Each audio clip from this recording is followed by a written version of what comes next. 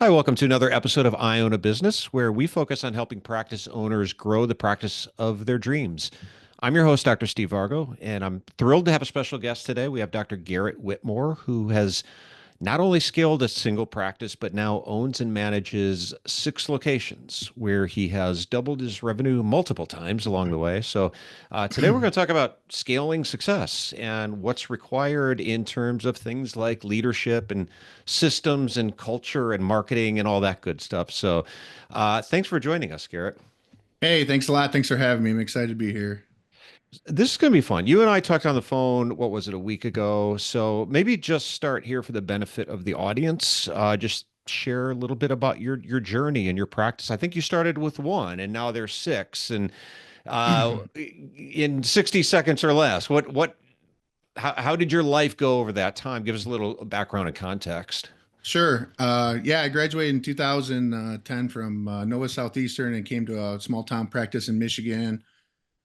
There was three partners there at the time, one associate. We actually had, or at that point, we had three practices, one main one and two smaller ones. And kind of over time, over the last, well, I guess, 14 years, yeah, I think we're at six now. It's hard to really count because we got five and a half. We do a nursing home and one on a reservation. But yeah, it's been an incredible journey. Lots of twists and turns along the way. I think a lot of people are really going to be interested in how you dealt with the challenges. And that's why I think this is going to be an interesting discussion for, especially for so many owners who struggle just having one office. So even if you don't aspire to own six, I think there's going to be a lot of useful takeaways here to help somebody in terms of even if it's just more effectively manage one. But it's Sure. so difficult, I think, in small business to scale. And maybe that's a good place to start there. As I mentioned in the intro, you've doubled your practice's revenue multiple times throughout your journey. So, what would you say are some of the key strategies or decisions that you would attribute to that consistent growth year after year? Yeah, sure. There's definitely a lot that happened over the last 14 years, and it wasn't all smooth. It wasn't all rainbows and unicorns for sure. Lots of mistakes along the ways, but the major things that really helped us over time was, well, working hard, of course, but infrastructure, systems, and culture. Those are kind of like the three things that have really helped us. I wouldn't say from the beginning we just said, hey, we're good, we got to work on our infrastructure, systems, and culture, but that's what things kind of boiled down to along the way. Um, you know, when we started, I remember being there as an associate, and I just looked at the practice that we had, and we had, like I said, we had one major one and two others. And I'm like, man, there's just so much potential here. And it's not like the doctors had did bad that my partners that I came into partnership with. It's just that they had put their foot on the gas for their whole career and they had just kind of got it to where they wanted it. And I think they were pretty happy with that, and they should be, and they should be proud of that. But I just saw so much more. So when I started thinking about it, I thought, what types of things are a problem? And, infrastructure is huge, and that means physical infrastructure and people infrastructure. But that also, and then systems, training, how do you get people to do everything the same so you can keep your culture?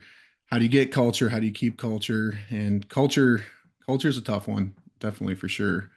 But yeah, over the last 10 years, we grew about 20% a year. And, just kind of focusing on those things and heavy growth like that, it covers up a lot of mistakes. So you can have a lot of mistakes when you're growing that fast, but those mistakes, those monsters kind of keep getting bigger and bigger and bigger. And over time you have to address them. So that's definitely been something over the last year and a half that we've really tried to manage.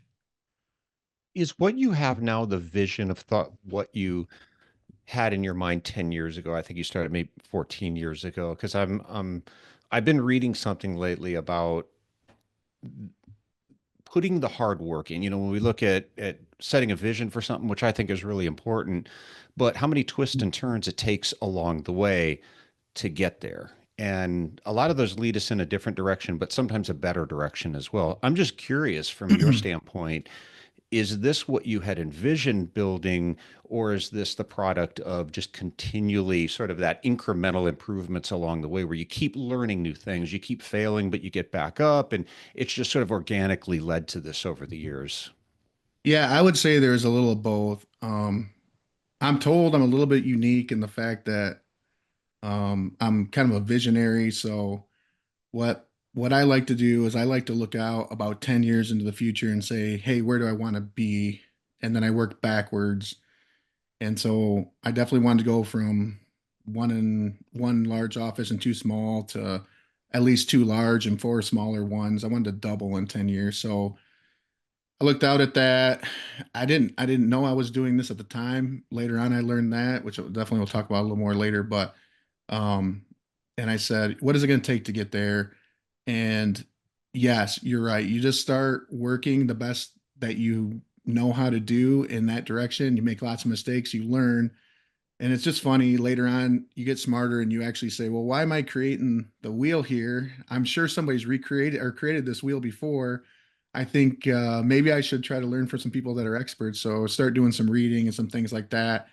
And it's just funny how you read and everybody kind of boils things down into long-term planning, mid-term planning, short-term planning, and then just proven ways to get there. But yeah, you try lots of things, you fail, you make mistakes, but then it's kind of a beautiful thing because that's what kind of lets you clarify your vision. Because everybody knows, if you plan in 10 years, you're not going to get exactly where you thought you'd be in 10 years. I mean, you're either going to get there faster, you're going to get there slower, you're going to take a turn left or right, and you got to be able to pivot.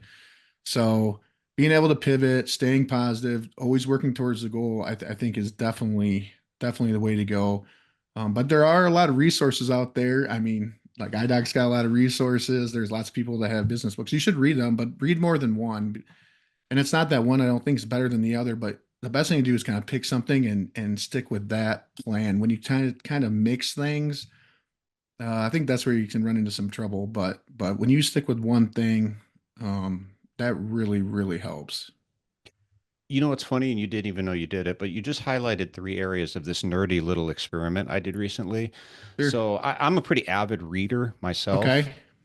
And so what I tend to do, because I guess my memory's not that great. You read a book and you forget a lot of it, right? And then you go on to the Absolutely. next book. So I've got a Kindle reader, and so I'll like highlight as I'm reading through it. And then when I'm done, I go back through the end and I kind of copy over important notes and things like that. Sure. So then if I want to go back, I don't think I'd actually have, I'm not real motivated to read a book for a second time, but I will go Sure. back and look at the notes if it's something going on in my life or business. And I say, hey, there may be some things I can pull from that.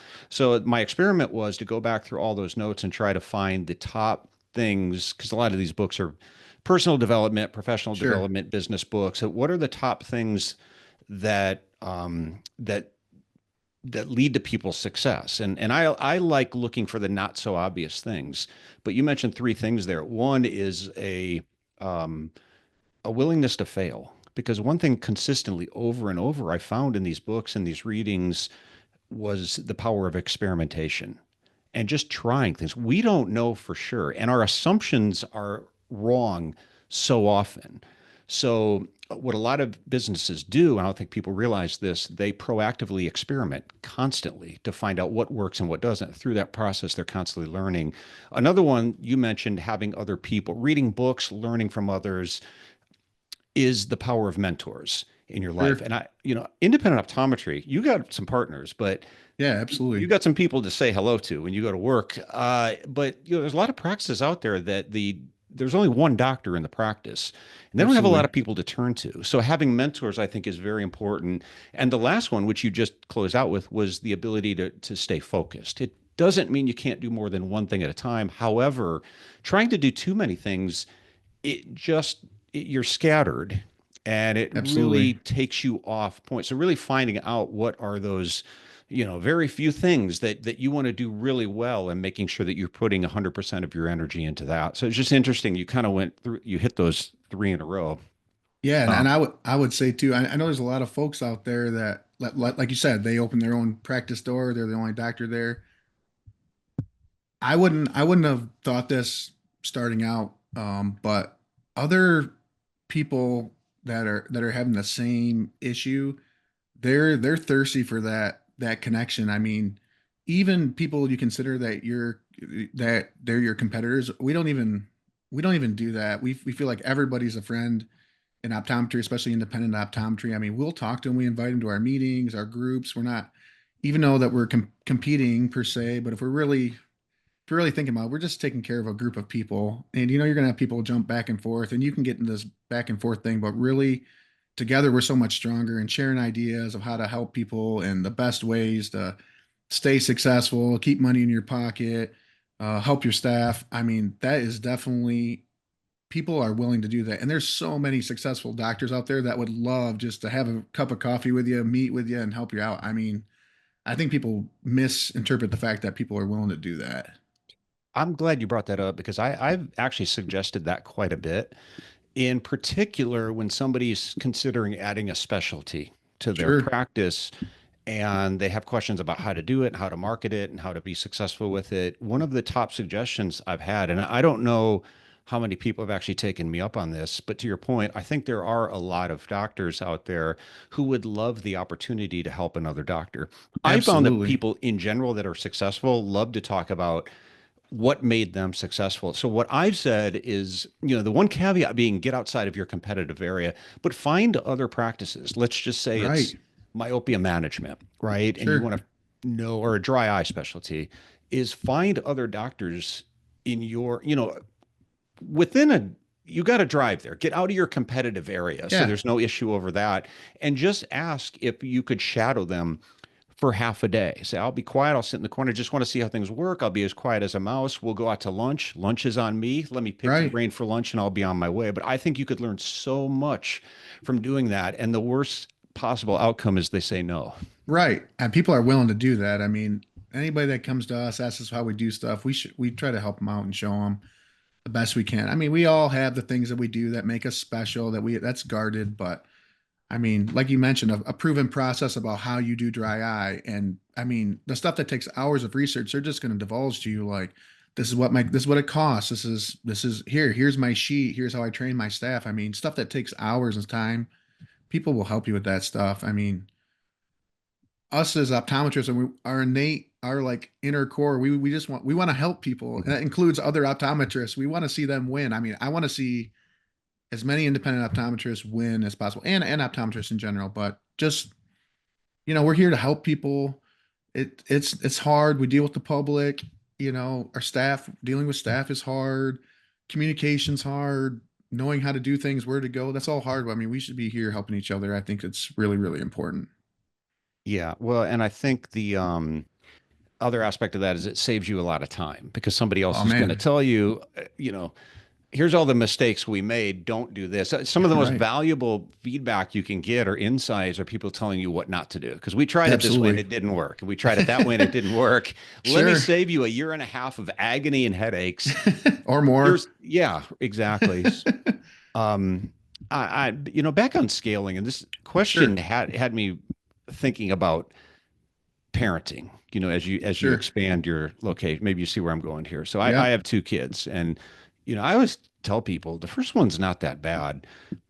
You have a second one, it gets a little crazy around the household. So when on the topic of managing multiple locations, Sure. I'm assuming things get a lot more challenging once you add that separate location because you can't clone yourself. And that's where Correct. it becomes difficult. I've seen this happen a lot with doctors who've had a very successful single location practice and then added a second one or added a satellite. And that became a struggle because they weren't able to scale it from there. They didn't have the right system. To your point, the right systems in place, the right culture, the right managers. So, can you give me some feedback on that? Your ability to manage multiple locations. What have been some of the biggest hurdles in scaling to six, or as you said, five and a half locations, and how have you navigated those challenges? Sure. Yeah, I think like you mentioned, you hit most of them, but having multiple locations and wanting to continue your brand in each one of them is very difficult, as you can imagine. It helps when you have partners because you're at least all on the same page. And if you have partners working at other practices, at least you have somebody with full ownership there. But I mean, I have three partners, so we have six practices. So not everybody can be everywhere at the same time. Even though as doctors, we want to micromanage it, we want it to be perfect, but it's tough. So what ends up happening at these practices is they create habits. They create good habits. They create bad habits. Um, there's a difficulty in training people the same way. There's a micromanagement from afar, which is just an awful thing to do, even though we all do it, and it's very difficult to break. Scheduling staff, moving doctors around, training everyone the same way, having time to communicate. One thing I learned, and I'll touch a little bit more about how we kind of fix this, but one thing I learned is that every time you grow, you inherently make things more complex. So as you make things more complex, you hit this ceiling called chaos. And once you hit the ceiling called chaos, it creates pain and issues. And then once you hit that ceiling, you have to do one of two things. You have to break through the ceiling or you stay there in chaos. And some businesses and practices fail, some get better. But what you have to do is decrease complexity, create systems for change, train people, and make sure that that what they do is followed by all. Followed by all is the biggest challenge. I think if you can do one thing, especially before you get too big, and because we started our new system called EOS about a year ago, and so we're trying to do this. So we're trying to create all our systems that are the same, so that way we can follow by all. Follow by all is like the key phrase, and to do that, there's a ton of steps. You gotta get it written on paper. You gotta train them that way. They have to be able to show you that they understand it completely, and then you have to qualify them. A lot of times when we train, we skip a lots of those parts. We say, here's a piece of paper, everybody read it. That's what we're doing from now on. That never works. I mean, we've tried it. Everybody's tried that. Or you say, okay, let me show you how to do this once. Okay, you got it. Now go. That doesn't work either. But rarely does anybody ever take the time to train all the way through and then qualify their people that they understand it. When you do that, then you have systems that are followed by all. Once you do that, then you can cut and paste those around to the different offices. That way, when you have staff moving around different places, it's not weird. When we didn't have that, we'd have staff move around and then they just kind of sit there and be like, well, they do it a little different here. So I don't want to screw up what they do. That just creates all kinds of chaos, creates all kinds of things falling through the cracks. And obviously, when you have chaos and things like that, customer service fails, patient experience goes down. So you want to think about the McDonald's uh, system. No matter where you go in the country, when you order a cheeseburger and a Coke, it tastes exactly the same way it does in San Francisco than it does in New York City. I mean, they've done this, and patients want the same level of service and the same level of patient experience every time they go. And it's a shame we're built like this as humans, where it can be great 3 times. You go and you have a bad one, and you say, "Oh, I'm not going to go there anymore." I mean, everyone's done that, going out to eat somewhere, and it's been great. And all of a sudden, they have one bad meal, and then every time they think about going there again, they're like, "I don't really want to go there." And so you don't want that situation to happen. But that's really hard to do. So I would say, keeping everybody training the same, having accountability. Having accountability is hard unless you have a system of accountability.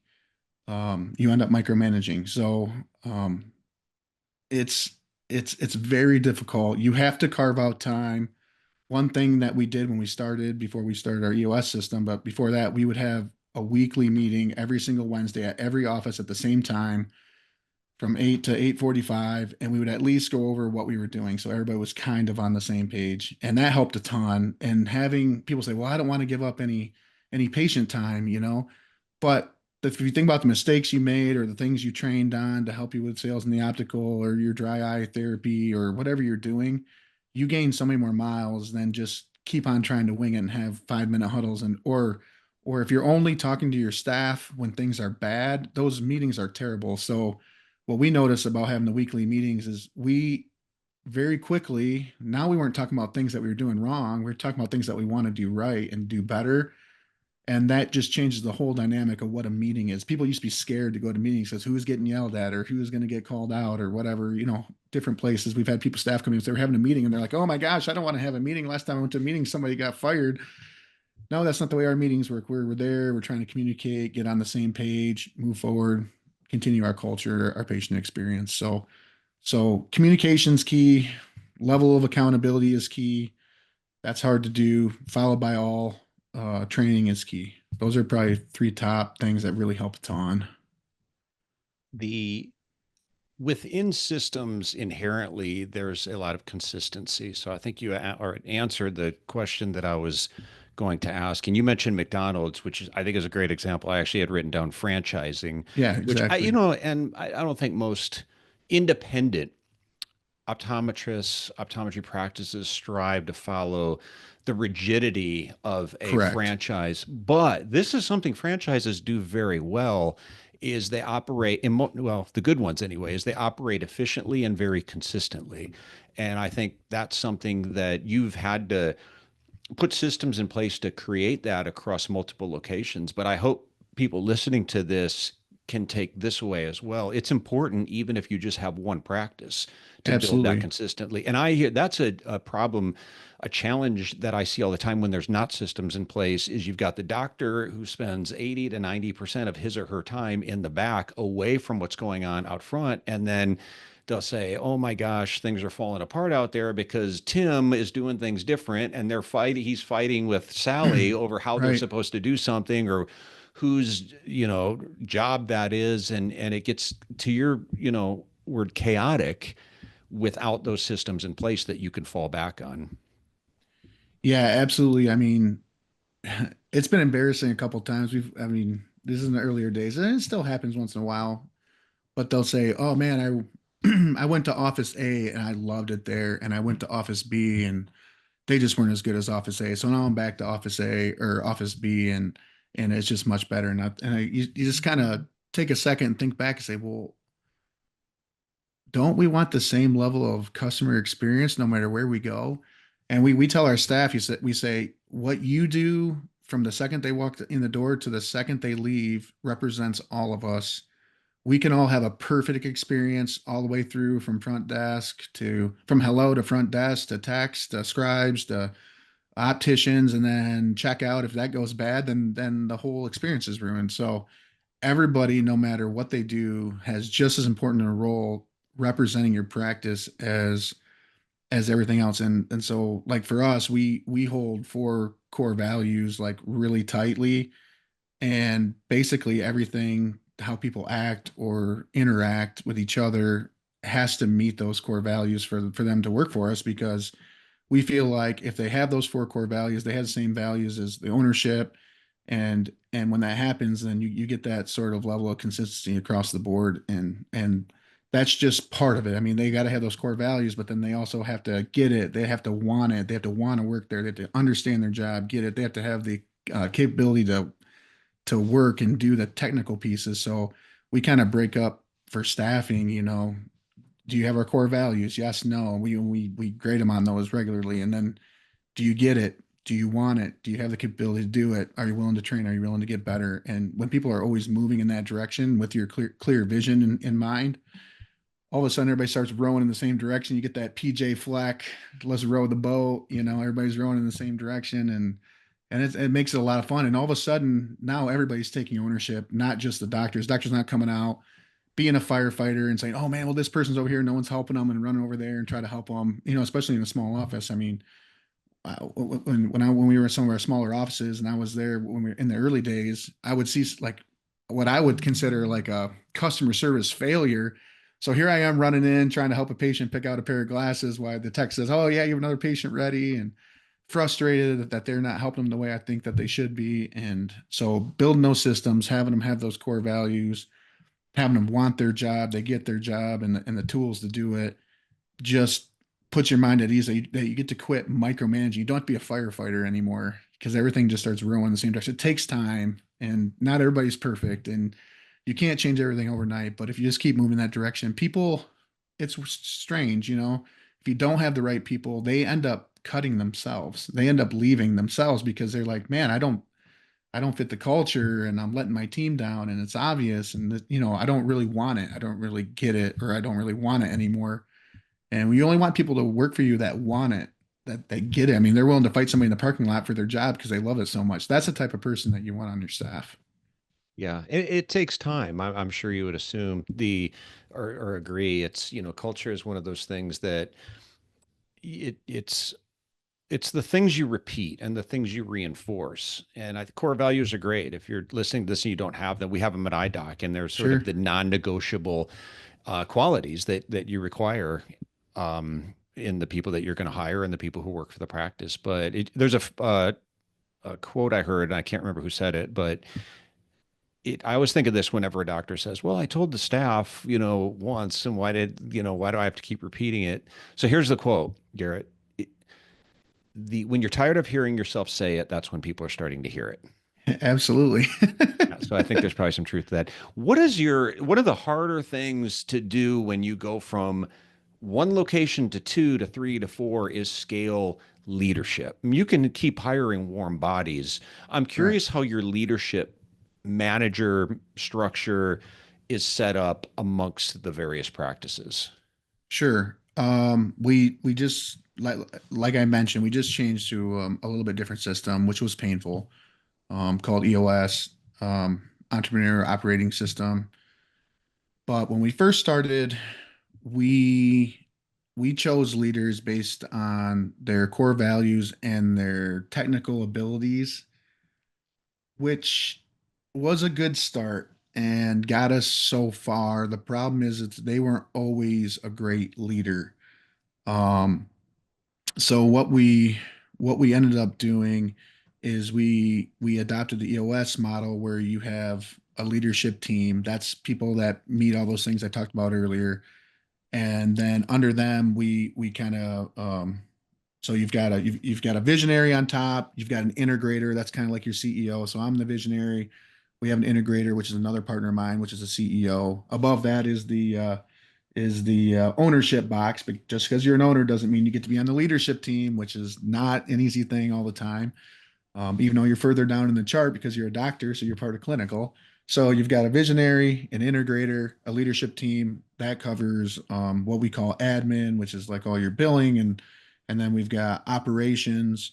Under operations is where we have our managers, and then we've got clinic operations, and then we've got marketing. And so under our operations, we have a head of operations who is one of the managers, and what they do is the way that they create a culture of accountability is they have a weekly meeting, and it has it's at the same time, it has the same agenda, which is just part of the EOS system.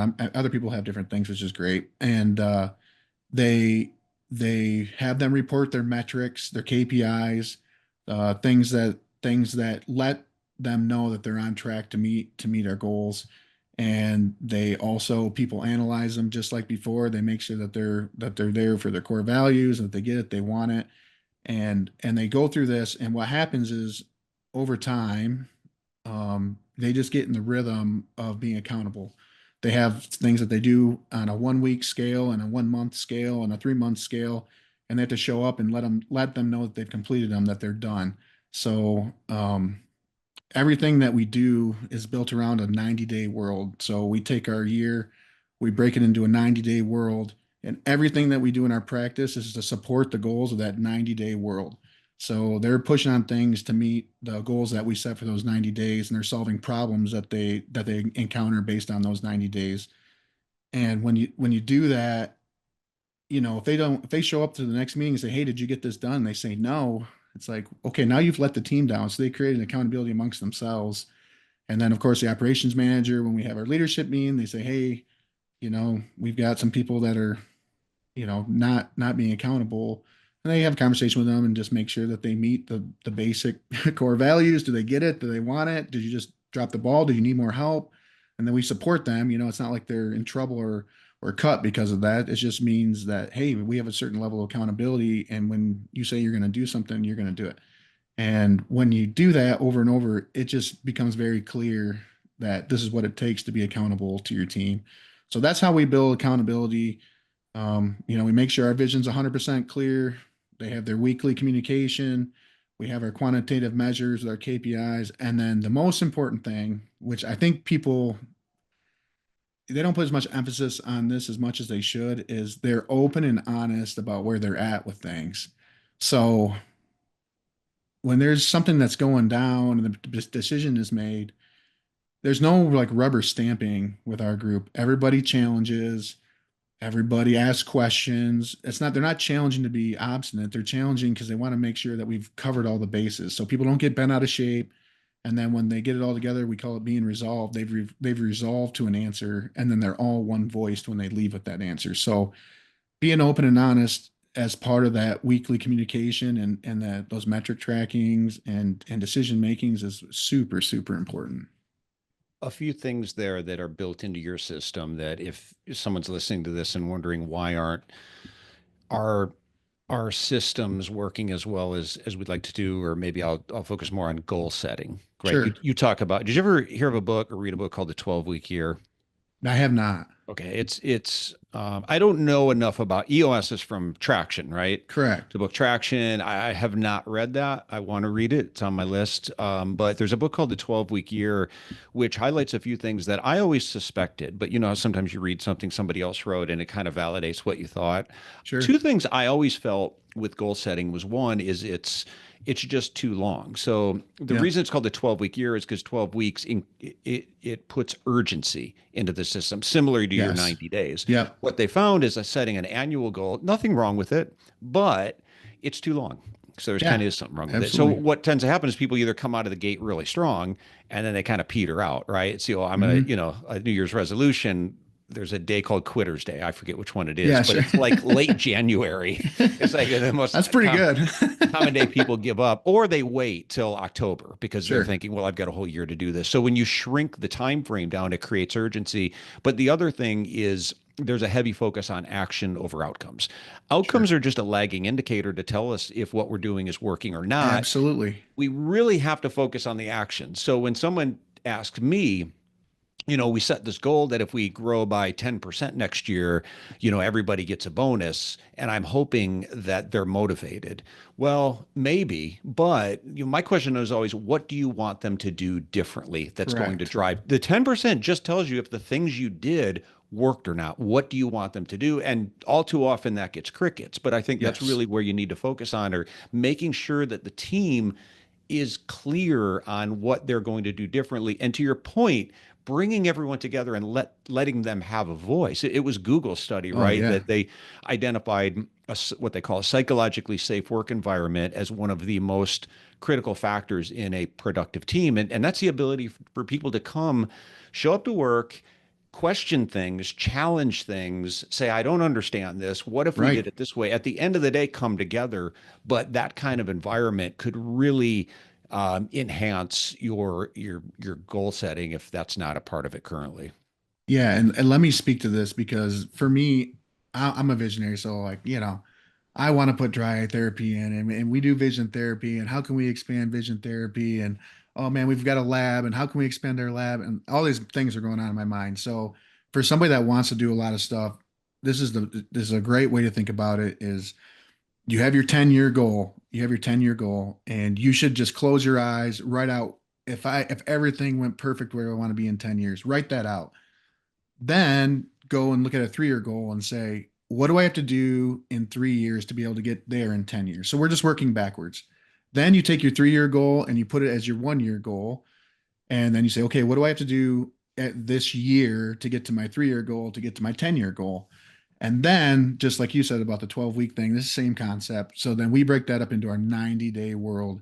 And we just do everything that we can do in that 90-day world and with our goal set to get to that 1 year. So if we reach our 90-day goals and we do that 4 times, we know we're going to reach our 1 year. If we do that again for 3 years, you're gonna get where you want to be. In fact, you're probably what they find is that you probably undershoot what you're actually able to do.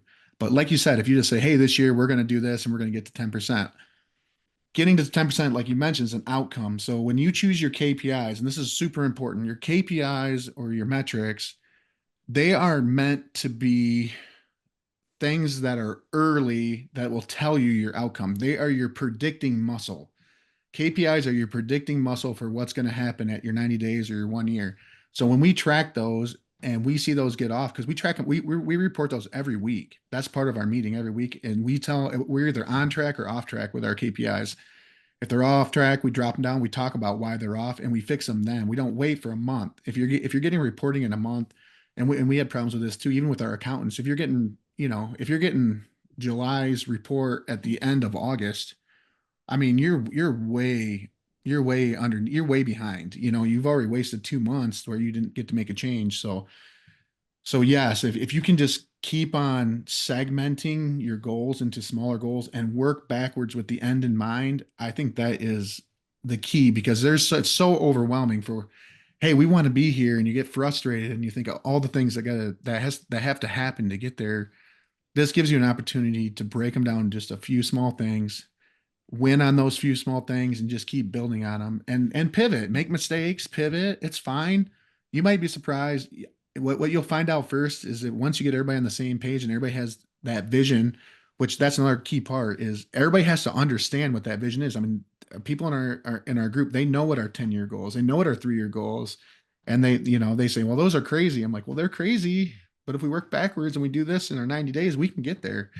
And that's inspiring to them, and that's where you start to see that buy-in and that push for that. So that was a great point. Yeah, you can't eat the elephant all at once. You got to take small bites. So I agree with that 100%. I want to put a focus on a word that you mentioned, accountability.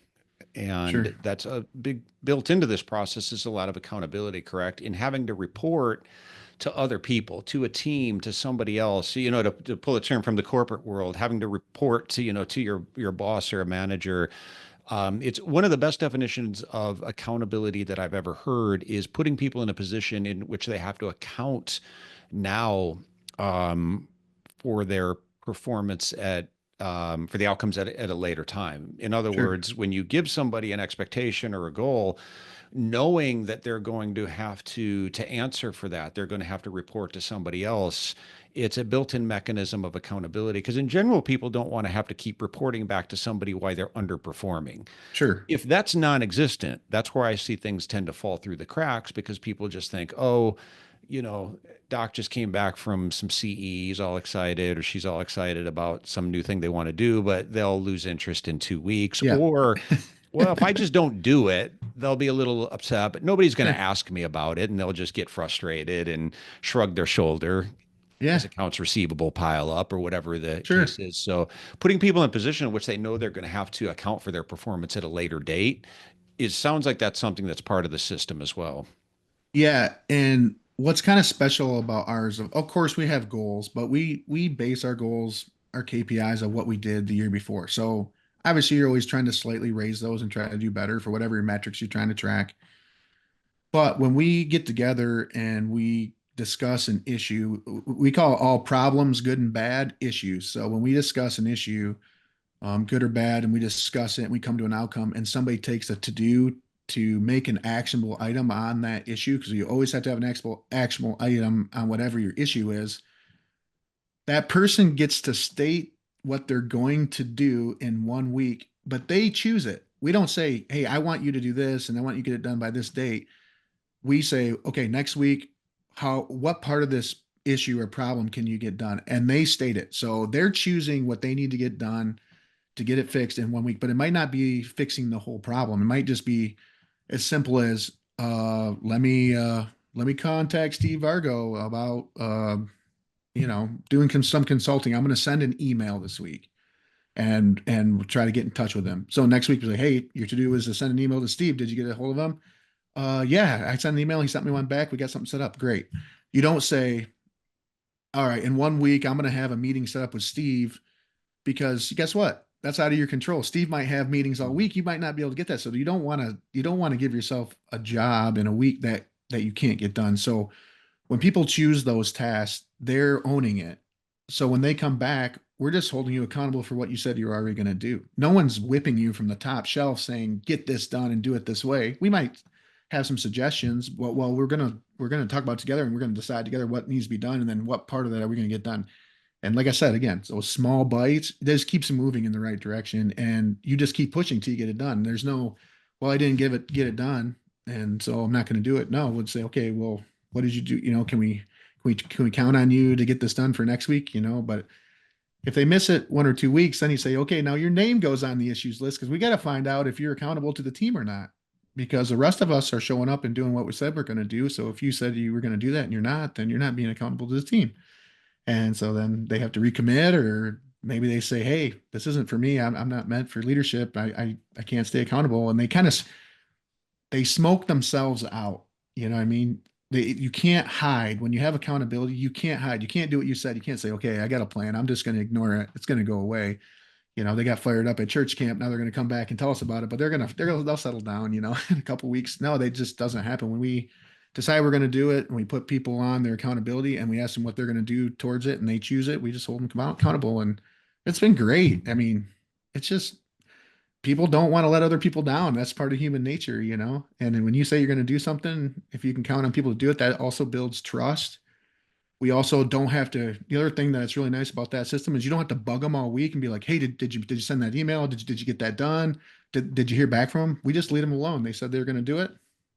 Let's find out next week what they got done, and I don't have to sit there and wonder if it's going to be done because I know they're going to do it. So it's been great. I really like it.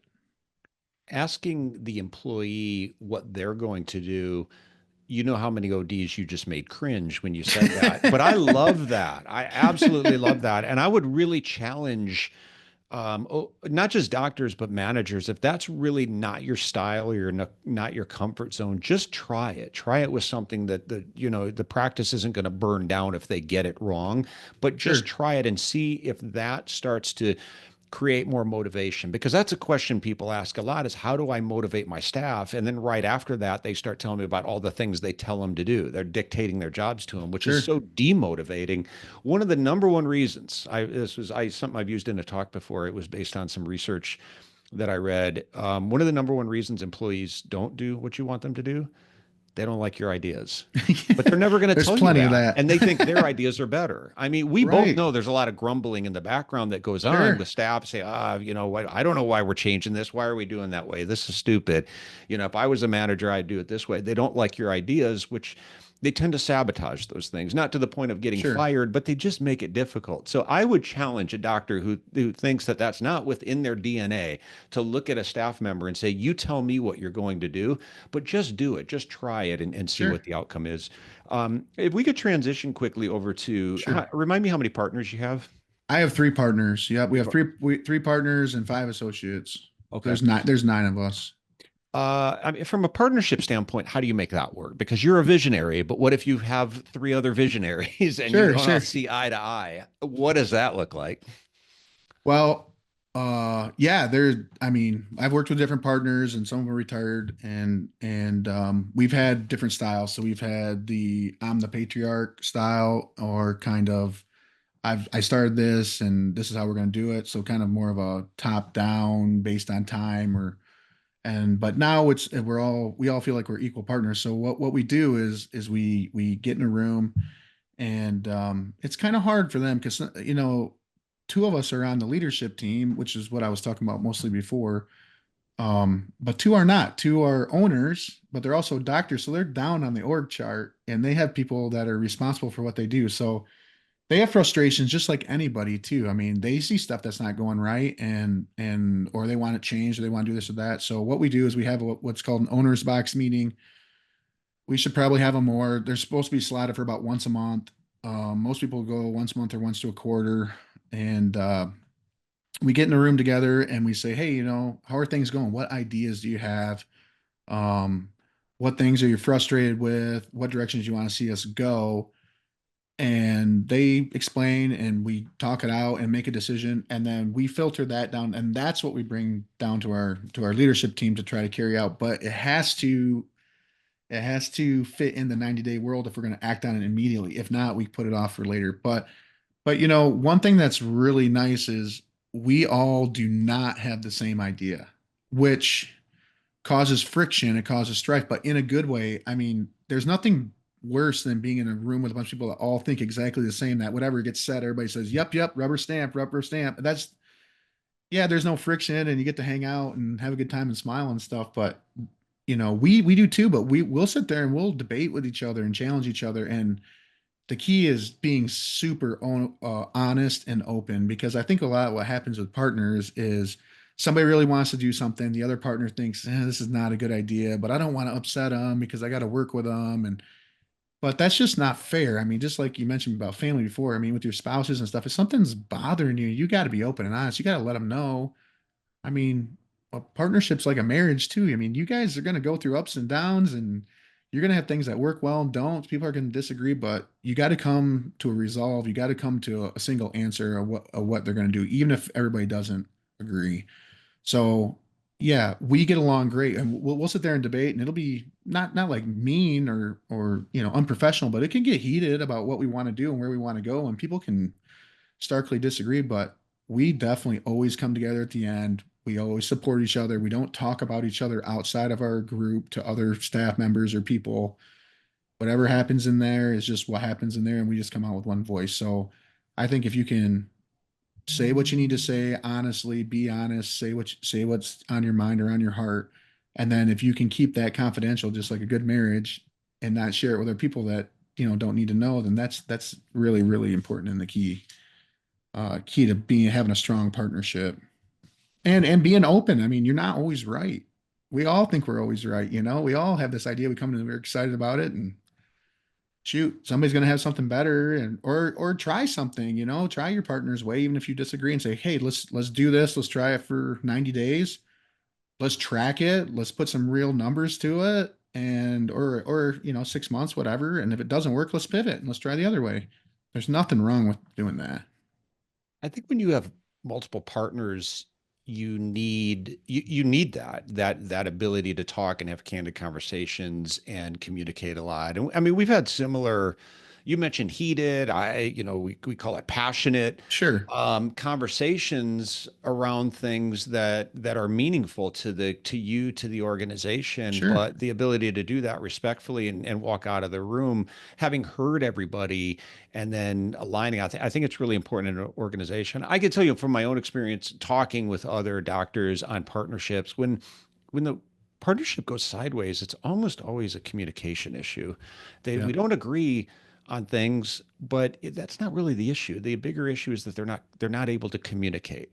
sure. Yeah, I agree with that. I mean, I've seen it. I mean, I've seen it when we've done it poorly or when we've done it well. And when you don't communicate, when you're not honest, it just creates contentment in your heart or in your mind, and then you're just irritated until your next meeting. And then if you don't get it off your chest, Mhm. then it goes longer. And I think that's how a lot of partnerships break down. Like you mentioned, it's just poor communication, just not being honest about where you're at. And you just have to do that if you really want to have a solid partnership. And then people have to be willing to forgive and move on, or you know stay professional. That's the number one thing. Don't get personal. Just having some professionalism and having some civil discourse on some things should not be a problem at all. In fact, I think it's healthy when you disagree and you come to a resolve, and that just galvanizes your partnership more, and it shows you that you can be honest with each other, and that's good. I want to close out here, Garrett. The role that marketing plays in driving growth for your practice. Um, what has worked for you? Because obviously, as you expand, as you invest in a second location, a third location, more people, more infrastructure, and all those things, you look to making sure that you've got enough patients to support that growth. So, from a marketing standpoint, what's worked for you? And maybe a shameless plug here for iDoc, but I know you've worked with some of our Sure. services, so I'm just curious on some Yeah, feedback absolutely. around that. Yeah, I would say marketing has always been our poorest poorest thing. We tried a bunch of I mean, we do all the basic stuff. We have our Facebook pages, and we try to get staff to update them and do stuff like that to get the word out. We do some radio station stuff, but and we've done that stuff for years. Most of it's been word of mouth. I think your culture and what you deliver, word of mouth is just your golden ticket for sure. But this is where I'm talking about from a rural area where there's not a lot of options, and we've done well. So a lot of people that haven't done well have left, and there's not a whole lot left there for us to compete against. But I would say in a more saturated area, you got to have a strategy.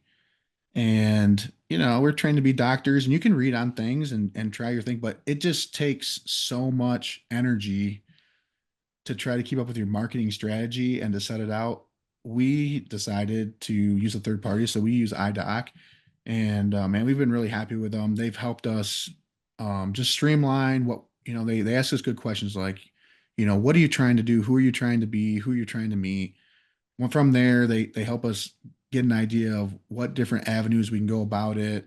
They cleaned up our website, made us look great, and they helped us with our strategy. And once we were able to do that, you can gather and gain more growth. Now we've only been with them for 6 months or so, but we're starting to see our payoff on our marketing.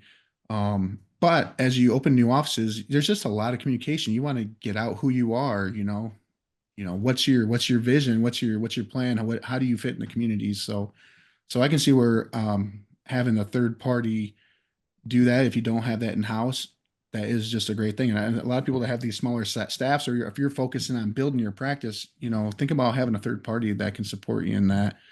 And they've done great. They even helped us with our Highland Opti Supply uh, uh, that we just launched. We just launched a sister business where we do business to business for optometrists, and we got lab lab assistants there, and we also do materials and cases and cleaner. And they helped us.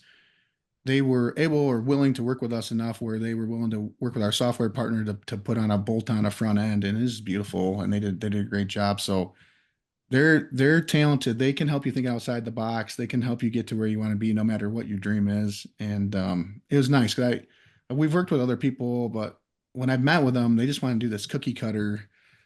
And what I liked about iDoc is they just really helped us define who we were and then go from there. They always want us to tell our story, which I think is really important. So Yes. I've enjoyed it. One of the reasons, well, I mean, one of the main reasons that we started offering services and our marketing services would be one of them. We just found that people didn't want to do it, especially with Yeah, marketing. And it's I hard. get that all the time too. You ask about people's marketing, they're like, don't know, don't care, don't want to touch it. I don't know if we have a Facebook page. Maybe we do, maybe we don't. But they understand that it is important, and we wanted to create a model where we would, there's still things that the member needs to do, but to the Sure. best of our ability, we could take that off their plate and still give them a solid marketing and website presence, and be able to customize it, not having it that cookie cutter look, and really being able to, like you said, tell your story. So I think we recognize some gaps in the marketplace, but Sure. also a a strong desire to not have to deal with it too much, which is fine. I mean, if you find things that you're just either not good at, or you don't have an interest in it, or you just don't have time, you're seeing patients. Very few ODs have a marketing degree. So, yeah, aspects like that, I think having somebody else take it over and utilizing your time most effectively.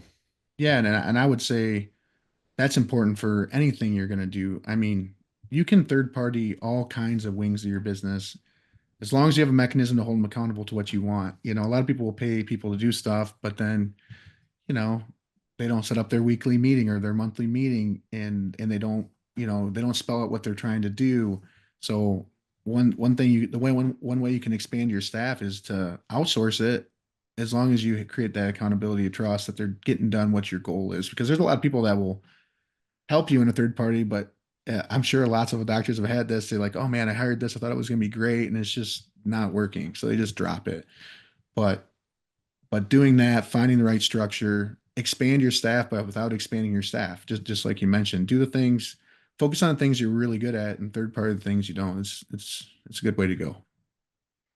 Well, thank you, Garrett. This has been great. Mentioned in the beginning, you are unique in the sense of being a visionary, having 6 locations and being able to build that. But what I hope, and I'm almost certain this will be the case, is that someone, even with a small single location practice, a lot of things here that they need to hear and that they could implement to even just scale within one practice, because it does get harder. The more patients you see, your time's more occupied in the exam room, and then you add, you go from 2 employees to 3, and then 4, and you need to be able to scale that, like you said, through systems, through culture. All those things matter, whether you're one location or 12. So thanks so much for all the insight you shared on this.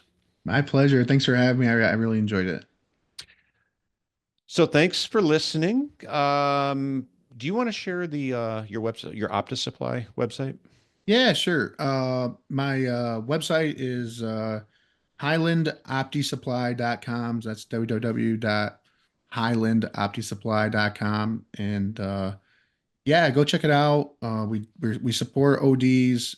Our goal is to try to deliver products to independents where they can keep the money in their pocket. Doesn't matter if you order one or 100. Just trying to do whatever we can on the wholesale side to help independents stay independent, keep the money in their pocket. I know lots of people get all kinds of quantity or volume discounts. We try to give the highest discount to everybody because it's a tight world. We know it's hard. In decreasing your input costs is really important, especially in the small offices, even big ones. But if there's anything we can do to help you, just reach out, let us know, check us out, send us an email. We'd be happy to speak with you. Thanks again, Garrett. And thanks everyone for listening. If you've enjoyed today's episode, please subscribe to our podcast wherever you're listening. You can leave a review and share it with your friends and colleagues.